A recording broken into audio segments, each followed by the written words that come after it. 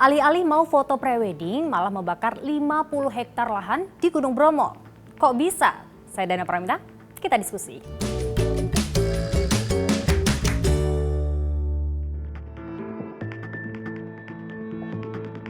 Demi hasil foto dengan efek asap seperti ini, kru wedding organizer menyalakan suar atau flare yang menjadi background foto pasangan calon pengantin. Nah, kalau dilihat dari foto media sosial yang beredar tadi sih, memang ada efek asapnya, tapi juga malah membakar lahan yang ada di Bukit Teletabis Gunung Bromo. Dalam kondisi kemarau kering, ilalang maupun pepohonan menjadi rawan terbakar jika tersulut api. Begitupun padang savana Gunung Bromo ini. Seorang pengunjung sempat mengabadikan saat-saat rombongan prewedding ini selesai mengikuti sesi foto. Dalam video terlihat, pasangan calon pengantin dan kru wedding organizer ini tampak santai, padahal di belakangnya api terus membesar. Dari 6 orang yang terlibat, polisi sudah menetapkan 1 orang tersangka, yakni manajer atau penanggung jawab wedding organizer. Ada 5 flare asap yang digunakan, yang 4 bisa dinyalakan, kemudian yang 1 ini gagal dinyalakan, terjadi letupan. Dari letupan inilah kemudian yang membakar Bukit Savana atau padang savana. Dari letupan inilah kemudian yang membakar Bukit Savana atau padang savana di Blok Semeru. Sehingga dalam sekejap api merambat sehingga terjadi kebakaran kurang lebih seluas 50 hektar. Surat izin masuk kawasan konservasi tidak dimiliki oleh tersangka. Oleh karena itu, dengan fakta dan alat bukti yang ada, kami tetapkan yang bersangkutan saat ini menjadi tersangka.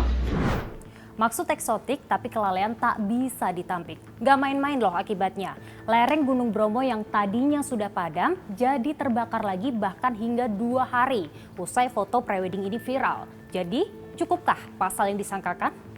Ini pasti akan dipertimbangkan oleh pengadilan bahwa hukumannya pasti tidak maksimal. Dalam pengertian maksimal 5 tahun karena terjadinya kebakaran. Karena kebakaran itu terjadi karena kelalaiannya. Nah, tetapi dengan dia tidak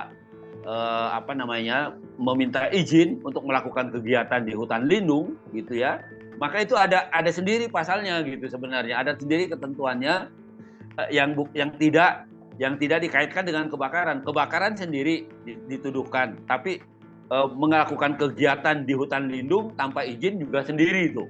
Artinya mungkin ada 2 ketentuan yang akan diterapkan pada kasus ini gitu. Andre dijerat ancaman hukuman 5 tahun penjara dengan denda 1,5 miliar rupiah.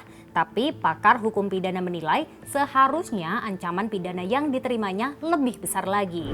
Prewedding ini sekarang sudah ketahuan. Kalau jaksa kalau polisi menggunakan pasal 50 ayat 1 Yunto 78 ayat 1 ya, di pasal 50 itu perbuatan menebang, memungut tanpa izin, maka akan terkena. Ancamannya di pasal 78 ya. Kalau ayat 1 mah 10 tahun loh, malah bukan 5 tahun loh. Dan ini 5 miliar. Coba, mungkin salah kutip lagi. Kalau 50 ayat 1 sekali lagi ya, itu bukan 5 tahun loh. Penjaranya 10 tahun, dendanya 5 miliar. Jadi siapapun yang menebang hutan ditebang tanpa izin ya, menimbulkan akibat ya, itu ancamannya 10 tahun dan 5 miliar. Ada di pasal 50 ayat 1 Yunto 78 ayat 1. 10 tahun loh, bukan 5 tahun. Netizen ikut geram. Terlepas dari membahayakan, foto pakai flare kayak gini tuh katanya udah nggak zaman.